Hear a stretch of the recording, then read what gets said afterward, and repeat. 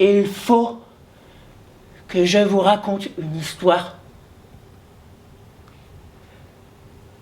C'est l'histoire de ma famille qui est arrivée ici. Il y a très longtemps, sur cette terre où rien ne pousse.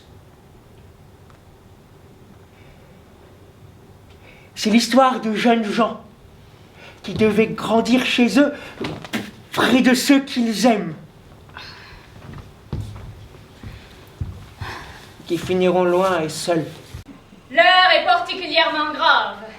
La France est presque entièrement inondée. On compte des milliers de morts et des milliers de disparus. Les services de secours des zones épargnées sont complètement débordés et sont dans l'incapacité de nous dire combien de victimes c'est à déplorer. C'est ainsi que la France fut engloutie un jour de pont. Et ce pont ne lui fut d'aucun secours. L'Hexagone est devenu un polygone en cave. Où est-ce qu'on est? Je sais pas. L'hélicoptère nous a pas vus. Qu'est-ce qu'on va faire? Tout ce dont je me souviens, c'est que on était au port musée à Douarnenez et le guide nous a parlé de la pirogue de l'île de l'Agneau. Et puis il y a eu un bruisson énorme. Tout le monde s'est mis à courir en hurlant sans savoir où aller parce que personne ne savait ce que c'était. Malgré la catastrophe, nous ne sommes pas des individus séparés, mais bien une nation qui se tient par 1000 fils tendus. Pas de possibilité d'accoster les Démétrius. Non mais attendez, j'ai 3 enfants à bord. Je répète, j'ai 3 enfants à bord.